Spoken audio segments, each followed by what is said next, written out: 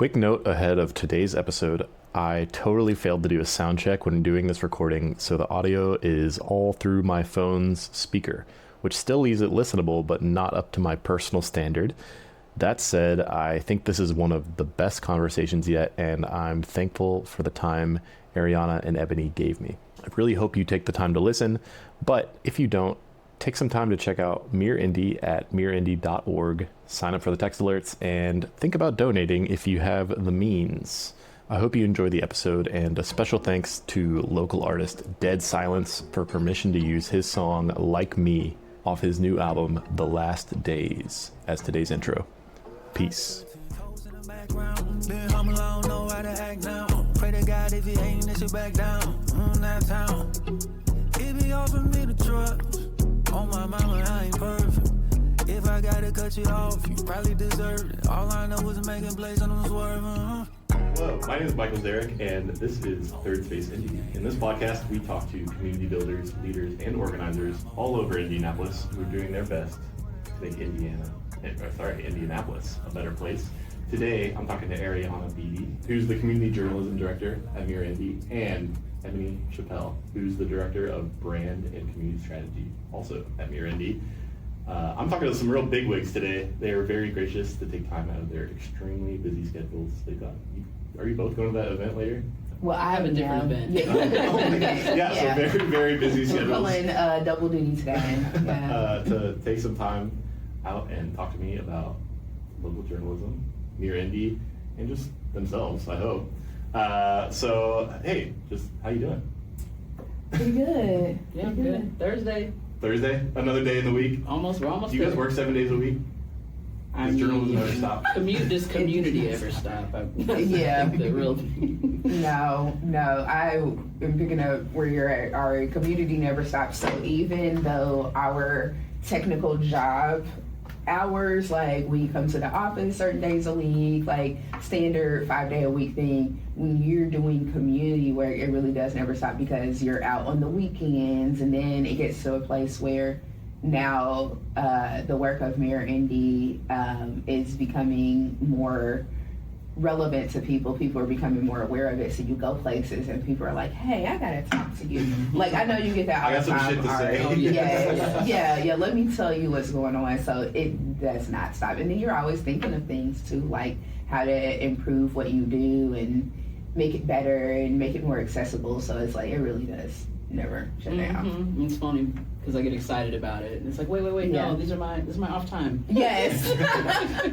My other to-do. Like, I have to turn my brain off a little bit. Yeah. So before we get too deep into it, and this is for me too, because I only know as much as I've seen, but maybe both of you can answer in your own way, but like, tell me what Mirror Indy is, and then also maybe a little snippet about Free Press Indiana as like the expansion of Mirror Indy.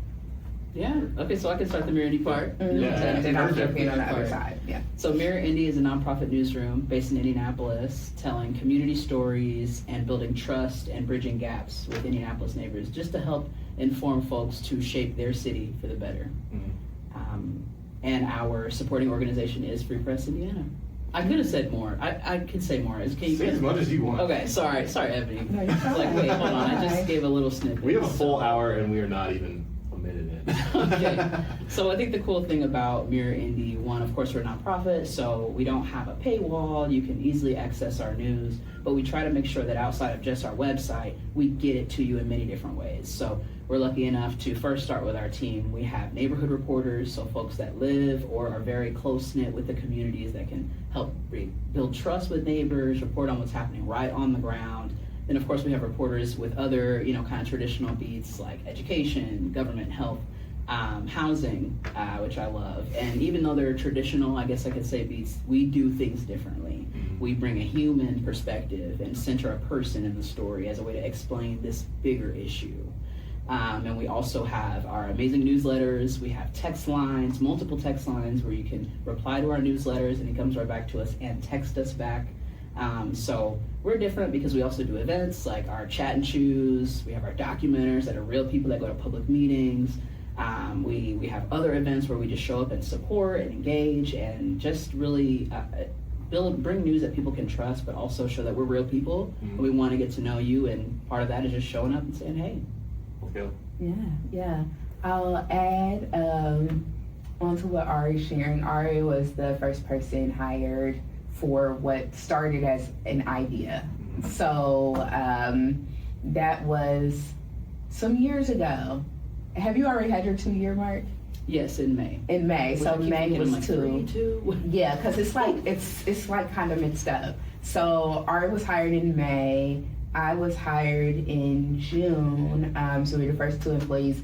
And at the time, it was an idea of, okay, we want to build a newsroom in Indianapolis, which became Mirror Indy, but the newsroom would be supported by a statewide organization that is really the support in the back end from a business perspective, and that became Free Press Indiana.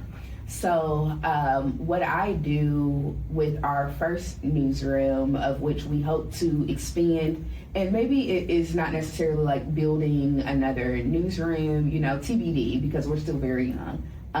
Mirror Indy and Free Press Indiana officially launched in December of 2023.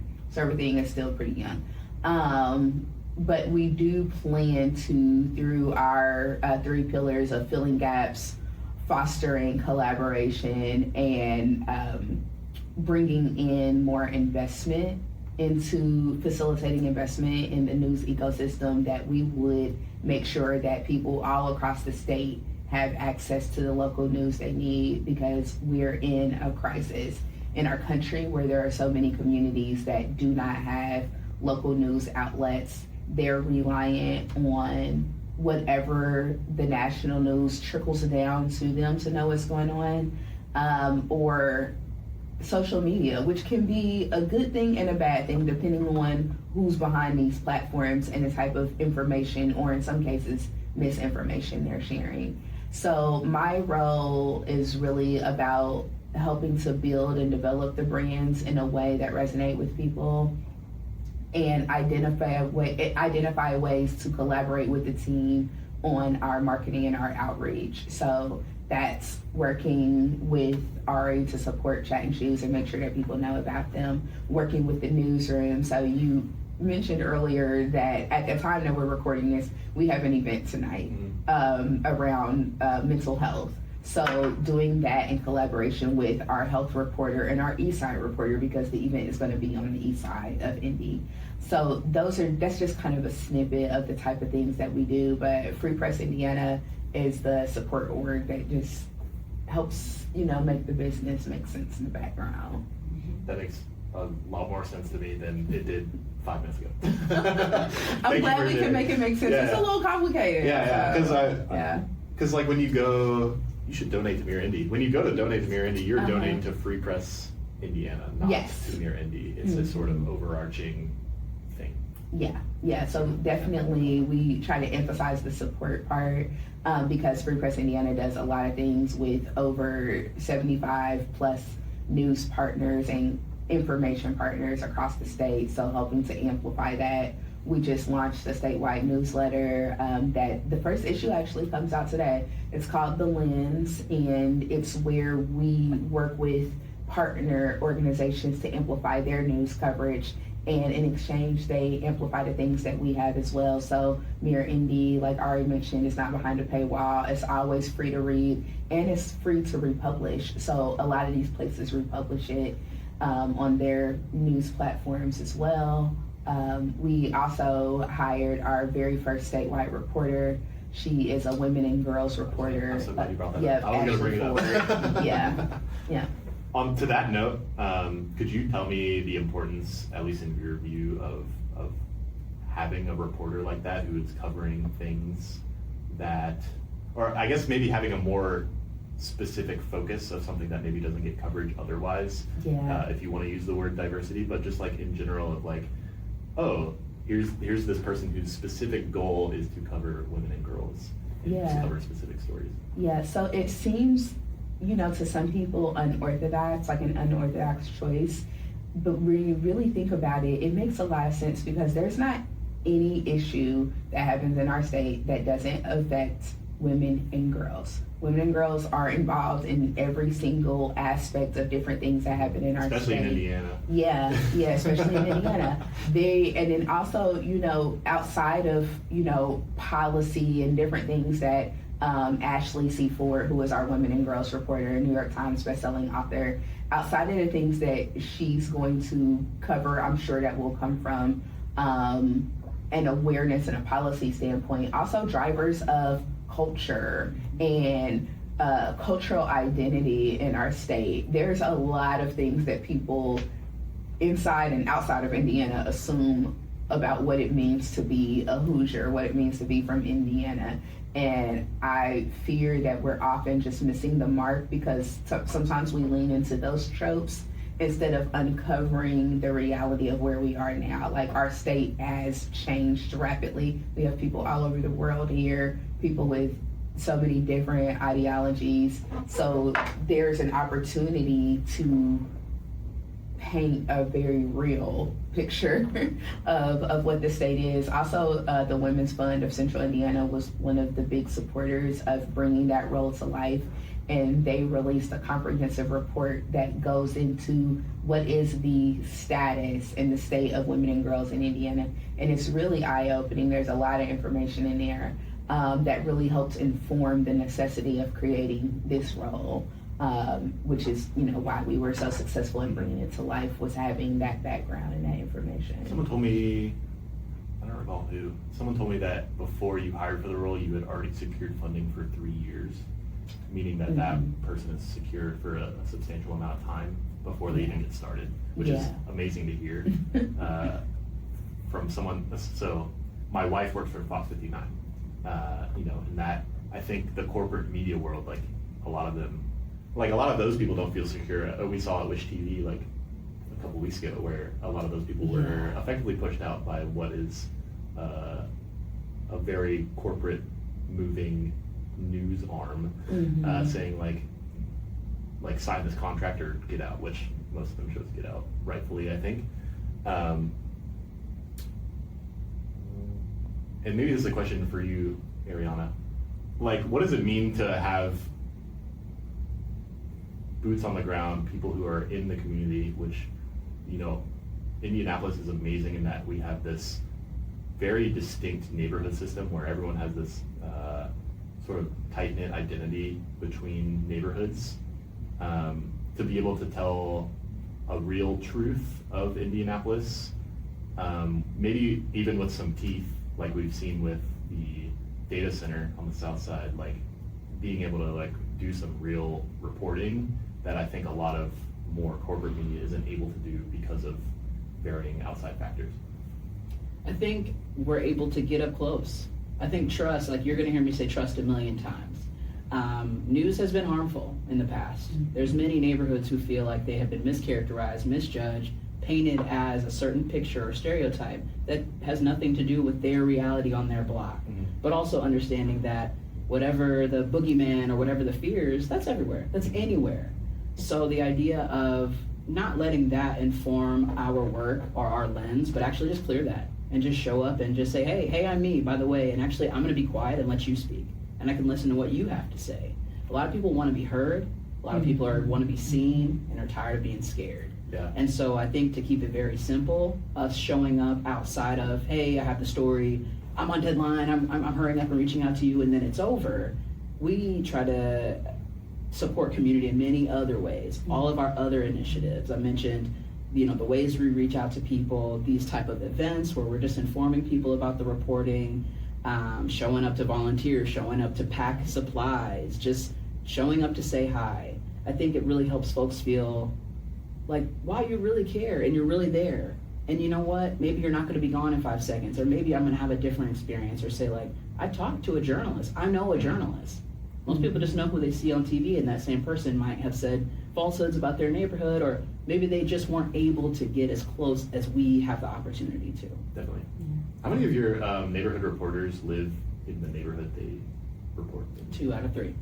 Oh, Oh, that's and crazy. Darian Benson, our East Side reporter, she went to Lawrence. She's from the East Side. Oh. Enrique, Born and raised. yes, born and raised. Enrique Signs, I would say his last name wrong. He is not from the West Side, but he's a stakeholder. He's lived there, I think, over 10 years. He's raised his family there. His family's very woven into the West Side. And as a West Sider, I sit next to him. I'm always like, okay, so what's going on this weekend? Where can I take my kiddo? Like, what are the neighborhood stories? Yeah. And so I just think that helps a bit more. They say, hey, I'm right over here. I'm experiencing the same things you are. Yeah. And not to discredit my wife, because she is an amazing journalist in her own right. Many people who work in the larger news stations also live and have grown up here as well. So a lot of them also have, investment. They just don't, I think, are sort of disenfranchised by their positions, whereas you guys have a lot of freedom in the way you move. I think there's, as journalists, we're taught to not become the story, to stay away. And I've always been a rebel with that in my own right. My initial introduction to journalism was arts and culture and musicians, and that was a way to engage a bit more closely. And so I love that my role, I've been able to explore community building and community journalism and really fuse this into this magical thing where we can get a bit closer, still, maintaining our integrity and telling the story, not becoming it, but just showing that we're in the trenches a bit more. Mm-hmm. I just think, like I said, people are tired of being scared and want to see that we're real humans, and that's just a way to get a little bit closer. Definitely. And again, I can only imagine what it's like to have a corporate framework, or I don't know, we just have a different framework where we're able to lean in a bit more. I'm super thankful Yeah. for the Yeah. impact we're able to make. Yeah, it's a fantastic thing, and it's starting to become more and more popular across the country. So if you look at organizations like the American Journalism Project, which helped to fund us and help support us in our startup phase, there are organizations all over the country that are really flipping this idea that we have of news and what makes news and what's important and who gets to decide that are really flipping that around. And I think it is a powerful movement for our country to have that be supported in such a major way. You have philanthropy, you have community, everybody wrapping their arms around this idea of we can be proximate, we can tell the truth, we can be in community with one another. Like, it just feels very, very promising. So I love the fact that our people are right there in the neighborhood and they actually participate in their community. They don't feel like they have to shutter themselves off and not be involved with the people. So I just think it can yield us so many positive results and impacts for the future. Yeah, amazing. Do you think it's almost like how do I phrase it better? Like a return to form. Like, I feel like this is what news was when you went to go pay a quarter for the weekly newspaper or whatever. Yeah. We Like, hear that a lot. Yes. It's like, oh, I'm a direct, what's the stupid word? Stakeholder in my news. It's Like, not just a yeah, word. yeah. That's a Yeah. Like this, I'm investing in it, and now Yes. you're giving me the yes. return, which is of better coverage. I had to pitch for a competition for funding about like the importance of our work. I was able to share, and so the reason I said yes is because I talked about the probably $100 I spend in all of the different streaming services, and it's like if I could take 20 of that, 10 of that, and just put it into something local, and it's the power that I have to shape what's literally informing me about what's happening right on my block, right on my city, and that's just so powerful. It is. And to your comment about a return to form, I often think about the legacy of the Black press, which I'm an alum, like I'm a product of the Black press, having worked at the Indianapolis Recorder newspaper. But when those organizations started, it was with the express purpose of we wish to plead our own cause. Like, for so long, other people have spoken for us, and now today is a new day. Like, we want to speak for ourselves. And the scrappiness of it, the bootstrapness of it, the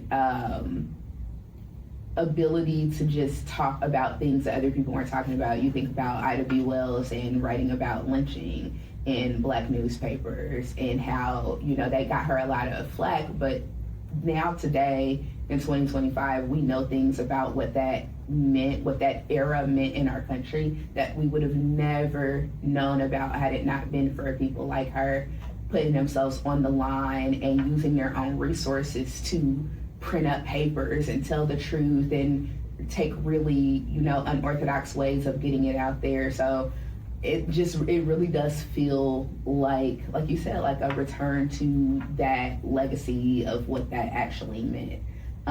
It is not supposed to be this elitist thing that's so far away from the people that it's unreachable. Even the words and the language that are used, that's something that I know in the newsroom they talk about a lot. Yes.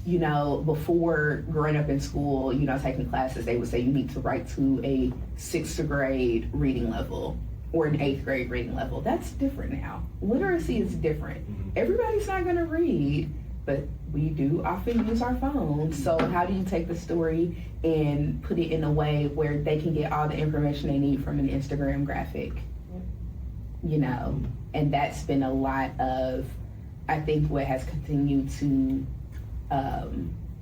make what we do compelling for people. Yeah. You went to Ben Davis, right? I did. Were you in the Career Center? Ben Davis Giant. Yes, I was in a Career Center. I did BDTV when I was there, and I'm class of 07. Really? Yeah.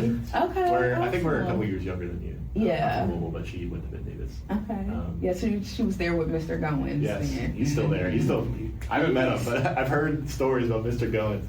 Listen, diligence, discipline, and effort. DDE, that was like our motto in class. But he was really, like a legend of that, because he was this highly decorated news photographer, been all over the world, came over to Ben Davis and built a world-class TV and radio station that has pumped out a lot of talent. And him and Mr. Easter over there with the radio, and Mr. Haviland that did the media classes and all that good stuff. But yep, that's where I'm from. Are you from here? I'm not town, born and raised. Oh, where'd you I go? went to North Central, so I was like, but my kid is I'm a Wayne Township mom, so I'm like, hang on, she's in kindergarten, but she loves interviewing people already, so. Awesome. See, they need to start a young people thing. She's already the youngest interview correspondent at this point. She did an interview for the Ninja Turtles in our first year. But is that real? Yeah, Oh my you can God. check it out on the website. Yeah. I'll get that link for you. I'll post it in the show. For sure. That's so funny. So yeah, I think us being from here, everyone has a lens. We are stakeholders, but I think our stories hold a bit more weight and help guide each of us, being from the West Side, but different parts of the West Side. But it just really shapes how we view our work and do our work. Where do you think is like next for Mirror Indy? Because I feel like you talk about being so young. And you're probably always thinking about how you can expand, how you can share your work with more and more people. I moved here still less than a year ago, and I came across you. And I love reading your work, but what's next? How are you sort of thinking about engaging more with, or I guess expanding your reach? Not maybe engaging more, because it sounds like you guys already do too much. There's always room to grow. Maybe not enough. Yeah, there's always room to grow. There are so many different, ways that we could expand. But the way that I think about expansion and have for a long time is more about going deeper as opposed to growing wider. Because I think the way that our society has run for a long time is all about more, bigger.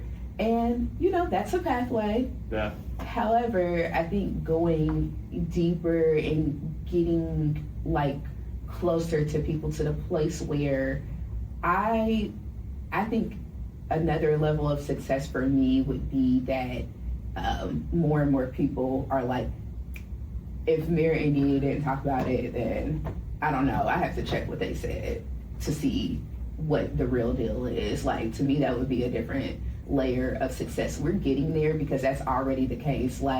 Ari runs the documentaries program. There are so many meetings that were not used to people showing up. Even though they're public meetings, they weren't used to people being there. So now people are sitting up a little, we hear that over and over again. People are sitting up straight, or oh, there is somebody here, clocking it. Like they're paying attention to what's going on. So I think another layer of success is just that, growing the audience, being able to further reach people where they are. Maybe in the future that means bringing on multilingual reporters. We are also very interested in building up people who come from non-traditional backgrounds to be a part of the reporting process. So I just think like going deeper on the mission is what the expansion looks like. And then from a Free Press Indiana lens, it's the statewide growth. So expect to hear and see more from that. So, any thoughts? Absolutely. I would say more engagement. I don't think we're doing too much. I think that we've checked a box as far as, yes, there's a group of folks that we are pretty sure would find us and know who we are, and we love that. But I'm trying to get those folks that are hanging out at the gas station. I'm trying to get those people that I pass at Kroger where I'm like, please don't ask me about work. Please ask me about work, because I'm always ready to talk about it, or at least drop a link, pass a card. I want my community and all communities that feel ignored to be able to trust us, be able to say, you know what, nobody's ever really represented us and I feel left out, or that's a little too much for me, or I'm not gonna click through all those ads and sign up for that to read this one thing. No. Or how about I get the text? Or how about I just know I can trust such and such reporter, such and such person to listen to me and actually tell my story, give me a resource that actually makes a difference. So I'm looking forward to closer connections with neighbors. I can always be going to more neighborhood meetings, just showing up, just connecting with folks more. And I'm excited to see how we can grow by going deeper in the communities. You guys are gonna make me cry, actually. I'm like, you guys are hidden. I'm gonna ask for some advice. I personally love to give advice, so I'm excited about this. I don't know why that cracked me up so much. It's the way you were sitting. Wait. Yeah, it felt like. Is this like a I'm coming in to ask you for a relationship? Are you that type of person? Like someone's like. I hope your wife. Are y'all good? You brought her up so many times. Now you need relationship advice. No, I was like, no, that's what I was wondering. I'm clowning. Yeah, but I mean, it's one of the things. So we also talk a lot about astrology at work. And no, I was like, yes, I'm a Virgo, and sometimes we just really like to help. And it's a good thing, and at times I've learned to have the discipline to like hold back until somebody directly asks me, what do you think about such and so? So yeah, but you asked, so now I'm like, yeah. Now you're locked in. Mm-hmm. Okay, that's so funny. I've been thinking about ways to support local transit. Indigo is an amazing service. And one thing I'd love to do is get more man on the street questions, like talking to people on the bus or talking to people like you said at the gas station or whatever. But I hate, I talk to strangers all the time on this podcast. It's like my whole thing, talking to strangers and going to strange places. But talking to lowercase strangers that are just people standing around is like really scary. What does lowercase mean in that? Just what do you mean by that? Uppercase stranger is like someone I'm reaching out to, scheduling with, and like you guys are strangers. And like, oh, I'm coming, like, hey, do you want to meet somewhere at a specific time, versus like lowercase stranger to me. Sorry, thank you for asking. Which is just like random dude. I don't like bothering people. Gotcha. Casual, impromptu. I don't want to come off as like I'm shoving a camera in your face or like interviewing you and that type of thing. We see how that can get a little problematic online. Ooh, there's some of these clips, and I'm like, I'm well aware. Very self-conscious of being viewed, or how you're showing off other people's views.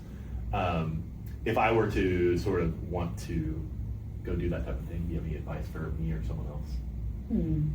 I'm sure you have some thoughts. As someone that used to run a zine that focused on Black and brown artists, and I guess a lot of my interactions were lowercase, which was just meeting people, and then I'm like, oh, actually, I'm a community director, and actually we're all assets, and we're all stakeholders in community.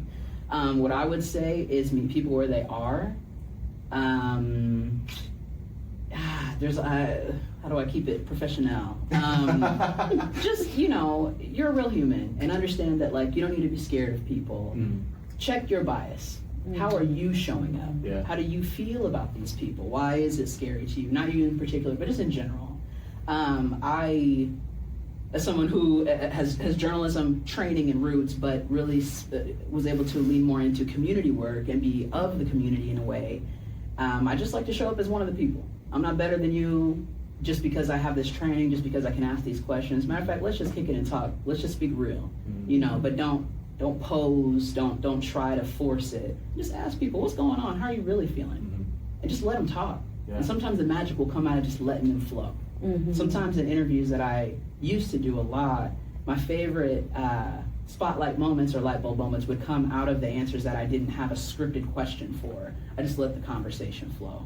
So I would say that, and I would say push yourself to get out of your comfort zone. You may not want to talk to people at the gas station. And let's be real, sometimes, certain time of day, I'm not talking at the gas station, okay? I do what I gotta do. Wisdom. But, maybe I'm in the aisle of Kroger, and I'm just talking about something random and I bump into somebody. Sometimes I don't know a stranger. I know my child is annoyed by that, as I was by my mom. But sometimes it's helpful to just have a casual conversation, and you never know where that will come from. So I just challenge you to get in some spaces and talk to some people. Absolutely. Yeah. You mentioned about checking your biases. I think that is incredibly important because we all have them. The crime is not in necessarily having them. The crime is in, I think, refusing to be aware and honest about what they are, and then two, then blindly operating in that way, which has the potential to cause a lot of harm. Which, going back to what was stated earlier about journalism, has been harmful to communities in a lot of ways. I've experienced levels of that myself. There's one example. I'm not going to get too deep into it because I haven't talked about this publicly, but it's something that I will at some point because it was transformative and eye-opening. But I, worked as a journalist for a while, like full-time reporting. I still do like things here and there, but now I'm more like in a different aspect of the business. But did that for a time and talked to families that had been impacted by horrendous events, right? Like that became a thing. And I always felt so uncomfortable being the person to then come and talk to them. And I was probably like the millionth person that had asked them to speak about their loved one. So, but it's also part of the job. Like I can't ignore that my role in the organization or my role right now is to be that person that helps to facilitate this conversation. So, learning how to go about that in a way that didn't bother my integrity, but still allowed me to do my job. And it was a day-to-day thing, but a lot of it, to Ari's point, meant meeting people where they are, working on my intentions. Like, what is my intention in this moment? Is my intention to just get my job done? Is my intention, like some of these people that we talked about on social media that are walking up on strangers and asking them embarrassing questions on the street, is my intention to be salacious and get attention? Is my intention to be a thought partner in this moment, or to be someone that assists in bringing this person's truth to the forefront? Like, what is my intention? And like checking that is really important. And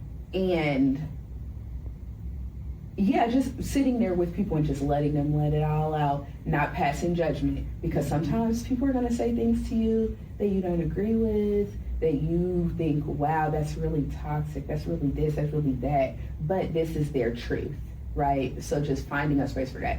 And it really takes, I think, if you're going to commit to that pathway, is a lot of like practice at it. And just constantly doing that check-in. But I brought up the talking to families because I had done that, not knowing that many years later, I would be in a situation where I would be on the other side of it and have people come and want to talk to me about one of the worst days in my family's life. And the things I experienced it ran the gamut. There were people that were very compassionate, And there were people that approached me and my family in a way that felt so disgusting and so disturbing. And I just wondered, wow, people go through this every day. People go through this every day, and this is what it's like. And I think a lot of it came from the fact that those professionals didn't take the time to check in as a human. They're just thinking, I need to go and get this job done. I got to get this sound bite. I got to get this quote.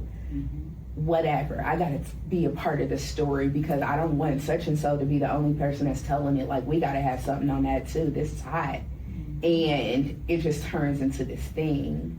But yeah, it's a lot of what has chipped away at the integrity of our business, which I know, like, we call it a business, but for some of us it's definitely a calling. Like, I definitely think Ari and I and a lot of people on our team come from it from that calling standpoint. Absolutely. So it's less about the industry of it all and more about this is what I am in service to for my community.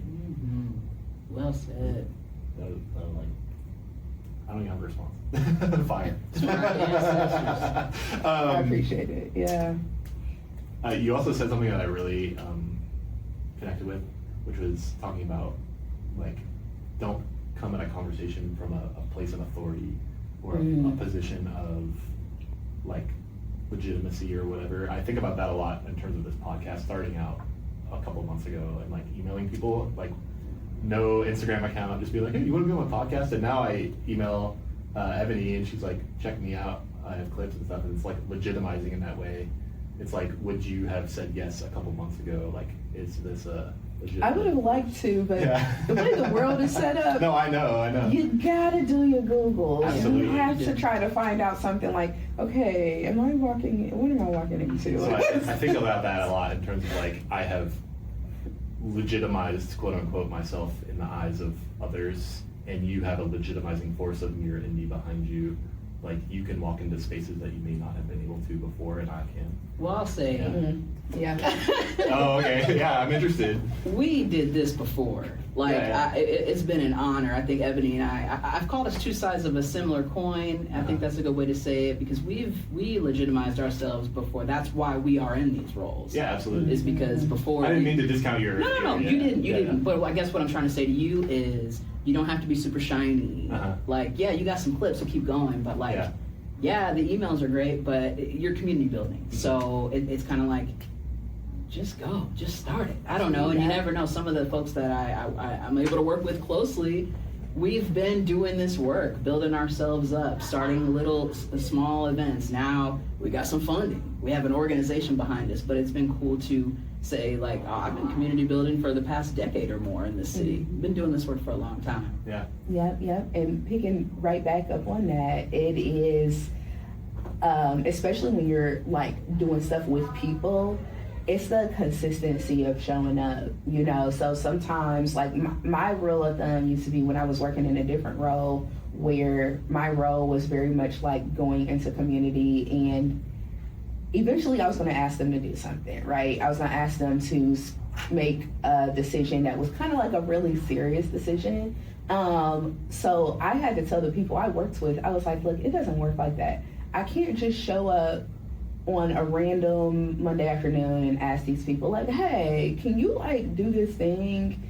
If they have not met me, they don't know me, I have done nothing for them at all. Like, I haven't shown myself to be, like, really a part of what they're doing. I can't do that. So I was like, I need the freedom and the ability to go and spend time with people. So that role required me to travel. So that meant, like, I was driving back and forth to Evansville and, like, going to church. Evansville is one of Ari's old stomping grounds. Yeah, but, like, I'm driving back and forth to Evansville and, like, going to church and eating at people's grandma's house and spending a whole weekend and driving up to Fort Wayne and going to every community meeting and volunteering and donating and all this different type of stuff because I was like, I can't even get to the ask, which everybody has an ask, but it's like I can't even get there until I lay this groundwork. I have to put in work with these people because too often they're used to people just being like fly by night. So it's like I have to do that. So a lot of that came from like doing the grunt work, the stuff that's the, people always want to label stuff sexy and unsexy. So that to some people will be like very unsexy, like, oh my gosh, and you're like carrying boxes and da da da. And it's like, look, it's an honor that these people even gave a damn enough to want to let me carry their boxes. Come on. Okay? Like, they could have easily been like, no, we good. Mm-hmm. Matter of fact, you're not coming to my house. No, I'm okay. Yeah. No, you're paying your dues, and they remember that. Yeah, they do. They do. Absolutely. So it translates into, oh, sign up. Yeah. Miss Mona from Northwest Landing neighborhood, Flanner House neighborhood, she's like, I'll share. Our whole neighborhood loves your paper. I'll share your paper. And I'm like, I know what that means, but that's because I showed up. Yeah. Many times before. Yeah. So. Cool. Thank you for sharing your thoughts on that. I have a question that I don't have written. Actually, I have some canned questions that I ask every time. And then I have another question at the end that I should write down before I forget. Third Space Indy is sponsored by City Rising. Mark Latta has decided to sponsor the podcast. Okay, Mark. City Rising is a social impact studio that tries to connect with leaders and organizers and organizations all around the world, I think, and helps them sort of develop plans to improve their environment. So if you're interested in more information about City Rising, go to cityrising.org. He sponsored the next question, which is, what is a third space to you? Do you know what a third space is? Absolutely. Okay. Yeah, I had to just explain this to our CEO when I was telling him Ari and I were going to do this. And he won't mind me saying this because it's kind of a term that lives in a certain space. So, like, of course, we've heard it before, but he was like, so what does that mean? Yeah. Yeah. That's good. But you go ahead. Yeah. So yes, absolutely. We're losing them. I'm a kid that grew up going to the skating rink, playing a sport, going to church. These are spaces that we were able to go to find refuge, just to have community. You go back to your schedule, go to school, and you think about all of the places you were, and it just, for me, it helped me be an early community builder that I am and hope to continue to pass on to my child. It's the first thing I thought of was the gym because that's where I was. Like an earlier. exercise gym? Yes, Okay. yes. But I think that we're losing them fast because I think a lot of us, these are our third, fourth, and fifth places. But I love to try to take up those spaces and reintroduce folks. So like our chat and chew events, we have a lot of them in their community conversations where we're building trust with folks, and a lot of them are at libraries. And I can't remember who I was just talking to earlier. About like, when's the last time you went to an event at the library? And me doing these events at the libraries made me on a Saturday take my little girl and let's go get our library books. And she gets hers and I get mine, and then we just continue to go. There's so many more, but I just think we have to get out there. I went to a park on Northwest Way Park recently with a friend from college. Our little girls were playing, and then there were all these dads. They were with their kids on a Sunday morning. It was awesome to just connect with all these Black dads. Let me just say that clear. That was even more exciting for me. And I'm like, oh, they do this all the time. I need to come back to the park on Sunday morning. So I think like we have these spaces that are, I don't want to say dying, but I'll say collecting dust. And I think we just need to refocus and align. I mean, it makes me think about when I was your neighbor off Meridian, and the old men that would sit at the McDonald's and drink their coffee. Oh, yeah. That's a third space. That's awesome. My grandmother used to listen to WTLC, have her coffee and crochet in the parking lot. That was her third space. So very familiar, and I want to continue to blow the dust off these spaces so these younger kids have places to go. Always trying to get my little girl, get up off the couch, let's go. So find your third space. Yeah. Ebony? Yeah. I too grew up having a wealth of third spaces, so I'm really grateful for that. I grew up in Hawville, and we had so many parks, so was really grateful for that. I also was, involved in the community through work that my family did, so that always had me at the community center. Like the Concord Community Center was a spot that we went to, which had a park next to it. Our Girl Scout troop would meet there. We also had the candy store. We had the sidewalk in front of the house was for curveball. Like, we had so many, but also I think for certain communities, we are just the types that will reinvent stuff all the time. Like, here's this little spot. They did not intend for that spot to be used like that. However, it's the space we have access to. So we're going to take advantage of it because maybe, you don't have the resources to always be going somewhere and spending money. I think that's another issue with having the third space, is that too many things are attached to come and spend money, and not just a little bit. Like grabbing a little cup of coffee, but like, this event costs money. This thing costs a lot of money. Which is why I've always tried to make everything I do free or as close to free as possible for that reason. But yeah, no, I love a good third space. I think my favorite, that's going to be a hard one because there's so many, like the library and the gym. Like, well, I don't like the gym. I'm going to be honest. I don't. I go, but it is not a thing I enjoy. I love the dance floor. I love the dance floor. What's your dance third floor? Space. Anywhere. Okay. The old hi-fi. Anywhere. When hi-fi was yeah, small, the Friday original nights, hi-fi. Sweet Poison shows. Yeah, the original hi-fi. I got to give a shout out to State Street Pub. They've been a good partner of both of ours in like individual endeavors we've done, like to bring different, events and gatherings to the community. Shout out. Yeah. Trees. Oreo. Yeah. Sorry. This was totally listen. We turned it into a shout out session. Shout out Trees that like makes all types of places a third place in Fountain Square to just turn up the festival. I love parks. I know that you just recently met with Ted Hardy, you mentioned. So we and a bunch of other people got together to bring Belmont Beach into the new millennium that existed back in the 30s as a third space for Black people that, were living in a time of segregation, codified segregation in our city. I love a porch. That's something that's big for me. I'm a first-time homeowner and I have a porch, but that was a deal breaker. I had to have a porch. Yeah, Brian. This is a constant conversation in my household, which is, how do you define a porch? We always talk about this. Is a porch? Yeah, tell me what a porch is to you. For me, a porch it has to have enough space for a couple of people to sit. Yeah. At the very least. Okay. It needs to have a space for a couple of people to sit. At its basic definition, that's what I would say.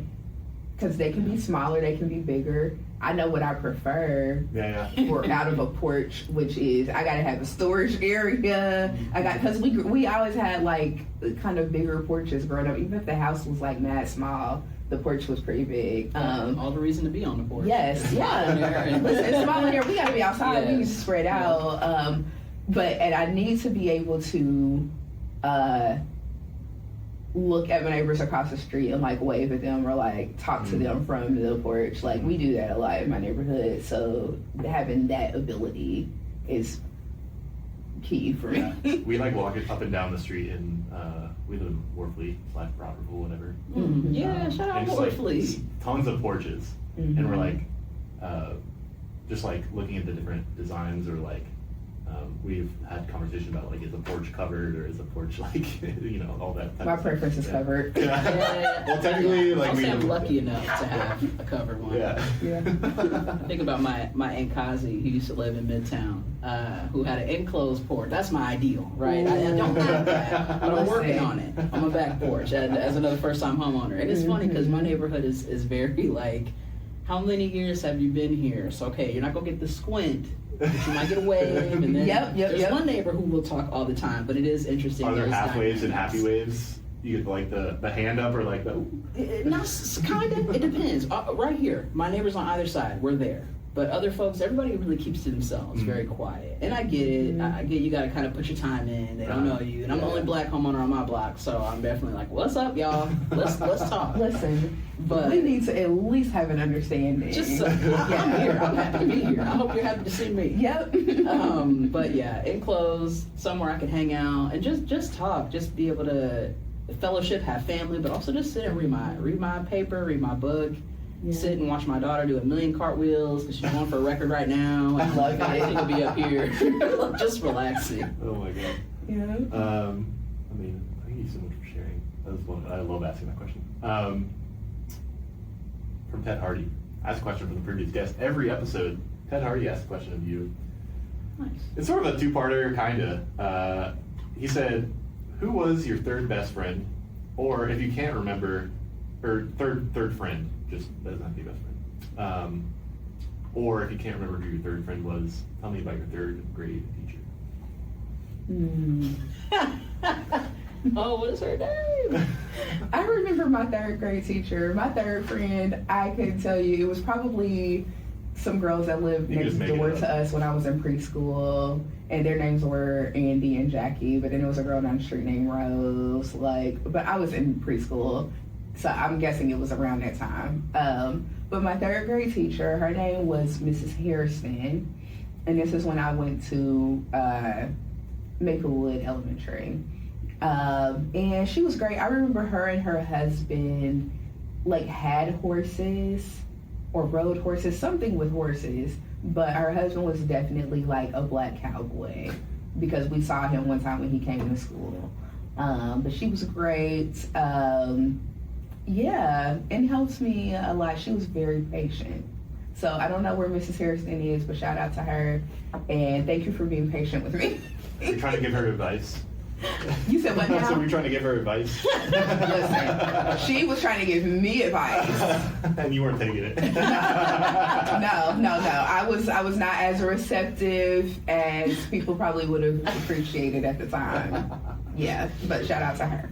Ariana. That's funny. I'm sitting here trying to think. I think my third grade Just teacher make it was up. Mrs. Crow. Well, I grew up in Pike, so I went to Guyan Creek Elementary, and I just third grade. I remember Stefan's Averex jacket because I had a crush on him. Ooh, Averex. Yes. Yeah. Come on now. Yeah. Bring back the style, Yeah. please. Yeah. Yeah. I don't know. I guess can I finesse the question?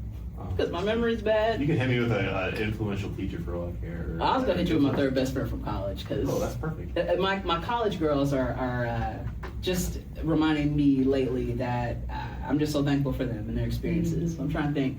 So my girl Cecilia, because it was Molly, Kaylee. Just saw Molly. Not the order. Kaylee and then Cecilia. I'm they mean a lot to me, but. Cecilia was a good friend of mine, still is, but I used to hang, she would pick me up from campus and I would just spend weekends at her house, all weekend. And that was the beginning of me getting, okay, yes, this makes sense. That was the beginning of me getting into the Evansville arts community because I went to University of Southern Indiana. It's my alma mater, studied journalism and French down there. But that's when I really dove into the power of journalism. I worked for the student paper and was a sports writer at the city paper. But I ran a column called River City Sound, interviewing artists and bands, and a lot of the stuff that I done here with Trees and State Street Pub and community building started down there, seeing amazing musicians and thinking, well, who's gonna write about this? Somebody's gotta write about this. And anyway, Cecilia was always just that person that was just ready to ride, ready to go to shows, ready to go record a random mixtape at Guitar Center on a Saturday morning and annoy the staff, but just true story, I need to find our demo. But I just it's funny, college was important. I'm glad I got the training I got, but for me, I just love my friendships and love the community building that we did there. And now when I run into USI people here, it's just great to see folks. And Cecilia was just amazing. So shout out my dog, Cecilia. Yeah, That's so good. third best friend in college. Yeah, find me that SoundCloud link. We'll post it. If you're in a lo-fi and synth, that'll get you. I am, first of all, I love this piece of Ariana lore. I did not know that. This reminds me of when I say stuff to my siblings and they're like, when did you do that? It'll be the most random stuff. They're like, excuse me? Oh, Yeah. We're skateboarding through the library. Oh, I love it. Skateboard through the library? oh yeah. Oh, so we were the skaters on campus. We longboarded and I then think that we, checks out based on what I'm viewing. Yes, I had a boyfriend who had a short board, and I was like, well, we're just skateboarding. We're going to do it better than him. Duh. Yeah. Good times. Evansville, it was just cool to community build and then be able to be like, all right, I'm going back home where the jobs are, and then I can continue that cool work. Yep. Yeah. So it was a two-parter, right? Sorry. No, that's the two parts where friend and teacher is like pick one. Okay. But you guys did great. We have a couple minutes left, and this question is lingering on my head, and I know you're gonna have a good answer. What is the true story of Indianapolis? I spent a lot of time thinking about this. Because we hear a lot of opinions. A lot of opinions. I think that the true story of Indianapolis, and shout out to Downtown Indy. They just went through a rebrand. That's all I'm gonna say, because if you've been on the internet, you can gather whatever comments you would like to see how people feel about said rebrand. The point is, I saw one of their pieces that just rolled out that had the tagline, "The people make the city." I am so happy to see that finally, because there are some of us that have been trying to, which is really was a lot of the impetus for where we landed with Mirror Indy. But people have been talking about this for a long time, because you ask some people and they want to lean toward the sports. You ask some people and they want to lean toward, I don't care about sports and we talk about it too much. Or then you have this weird thing about like the crime, and now we're painted as one of the most dangerous places in America based on certain people's, perspective or whatever. Like so it's all over the place. But the point about the people, I think, has not even scratched the surface, has never been delved into, because people think of us as a flyover place. Like, that's been a joke for a long time. We're saying India no place. Like, I remember hearing that when I was a kid and thought it was corny as hell. I still do. Like, yeah, you really, good job for you, whoever came up with that. But the people, we have amazing people here that are really the heartbeat of it. And if you highlight their stories, their perspectives, their culture, all of that, you get this really rich yet complicated place. We are a place that had, like, before, like, people understand Chicago to be a certain way, as far as like this big Midwest city that's very diverse and has like concentrated like a Chinatown, and they have like all these immigrants and all this type of stuff. Like, Indianapolis has a very similar history. It's really hard, unless you can do the research, it's really hard to see it. Shout out to people like Samson that'll go back and do it. Shout out to us. I mean, Mirror Indy just published a story this week about 4 places that talk about the Chinese, I saw your post on LinkedIn, the Chinese history of Indianapolis. So you have a city where things like that can happen. We can do the Pan-Am games, etc. But this is also the city where the second coming of the Klan rose to prominence. This is also the city where we run the greatest spectacle in racing, and we do all these amazing things. And this is also a city where the housing crisis is so horrible that it is damn near impossible to afford a place to live. But you have all this complicated stuff, and even in the midst of that, we were one of the places that helped to solidify one of America's greatest outputs, which is Black American jazz music. Come on. Like, we are the place that made that possible. Madam C.J. Walker moved here and became a millionaire. Like, you have all of this happening. So I think, and this is something that I've preached a lot, is that if we could really like own all of that complicated stuff and be honest about it, but then say, but like, this is what we're going to do moving forward, Indianapolis could be a model of equity in the nation. So that's what I think the true story is like owning all of that and not just going in whatever way is the most like palatable, you know. You have thought about that. A lot. Probably too much. But yeah. That was sick. Anything to add? If I could add, I would say I think about my grandparents. So I love that you said the people, because I'm like, I think about my family story. My grandparents were entrepreneurs. They met at RCA, two black people. My granddaddy moved here from Hopkinsville, Kentucky. My grandmother moved here from Columbus, Ohio. And they started a fish market. My grandmother was like, you can't work for other people. We have to work for ourselves. So they started Eddie's Fish Market off 22nd and Central. He ran that location. Grandmother ran one at 70-ish in Michigan Road. And they were vendors at the first Indiana Black Expo, had customers like Julia Carson, many other folks that are like my uncles and folks today, but early community building. Also, my grandmother had a home on, I can't remember, on the east side, I can't remember the street, on Manlove. She had a house on Manlove, and then was one of two black families to move to Gulf Lane, a Jewish neighborhood on the north side. And her neighbor was Jimmy Coe, a black world-renowned jazz musician. And they became family friends. And my grandmother's landlord was Sid Eskenazi for the business. And so a black woman, even though it was the business was in her husband's name, she was in charge and making moves and saying, yes, I come from these places. We both come from segregated places where we thrived, and we come here and we continue to thrive for our family. And so she is the model for me and my hard work and the way that I'm driven, is because she made a name for herself and lived through many of these things. And it's funny thinking about like sport, like immediately it was people. Never thought about sports. No. Crime, whatever. Happens everywhere. Crime happens everywhere. But it's the people that she met, it's the people that she interacted with that I can say today, I'm not aging you, but do you know about Eddie's Fish Market?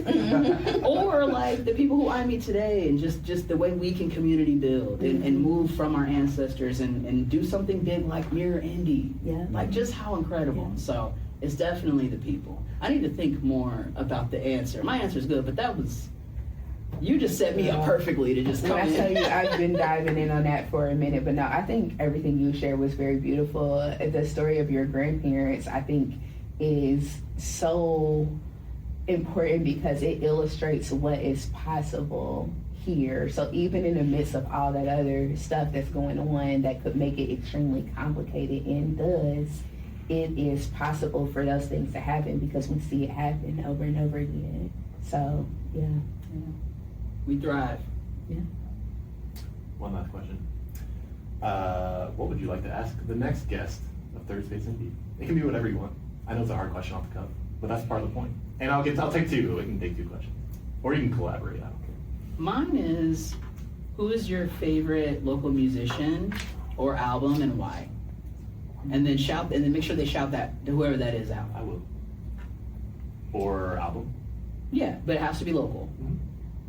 So I guess if like someone says like a Freddie Gibbs album, I'm not gonna be mad because but try to keep it Naptown. Please, because there's so much to choose from. And shout out to Gary. I love my people from GI, but in the region area, even though some of them don't like that, I'm learning they don't like to be referred to as a region. My bad, but just teach us. Love y'all. It could be Indiana or Indianapolis. Let's say Indianapolis. Let's say Naptown artists. Got you. And then I can give you one to introduce then, if you happen to. I know a couple. Okay. Yeah. Do you have a question? I love that question because we have some fantastic musicians here.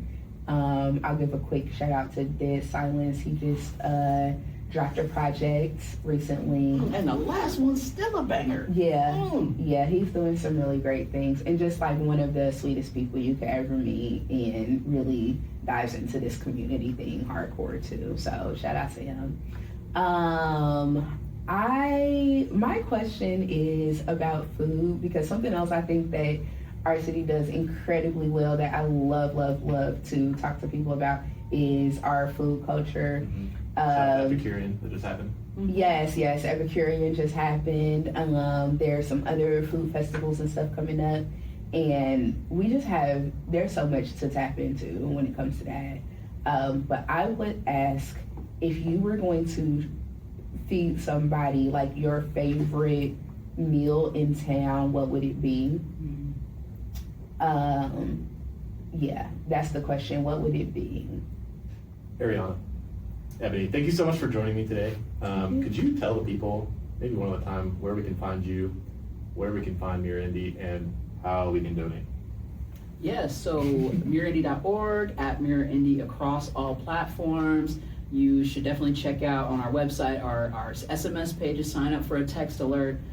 Top right corner, click sign up. You can get signed up for the newsletters. Our In the Mirror comes out Monday through Friday. And then, of course, the coolest arts and culture newsletter in the city, I'm biased, and that's okay, is Playlist, and that comes out every Wednesday. You can find me at Ariana Beedie. Yes, I know, that's okay. On Instagram and on X, and yeah, maybe check me out some other places too. More to come. I refuse to call it X. That's a personal word. I say tweets. I don't. What are you supposed to say? X? Like I don't. know. I still haven't gotten into all of that stuff. Everything that Ari said, and you can find me on everything at Ebony the Writer, and yeah, Cool. that's where you can find me. Mirror Indy, donate. Local journalism is so important. Please donate to them. They do amazing work. I read it a lot. I don't want to say every day because that's a lot, but I read it a lot.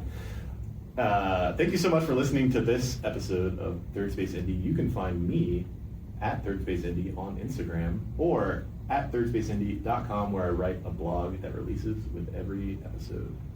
I would love to have your email so I can send it to you. Feel free.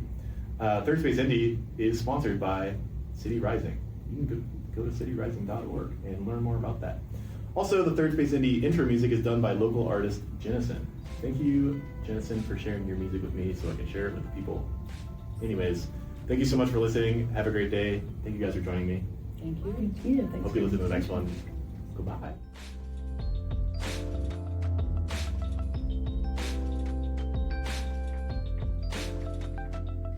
Scared rabbit, is the coast clear? Go grab it, you're gonna starve here. On your bed of death with one regret, but you never said.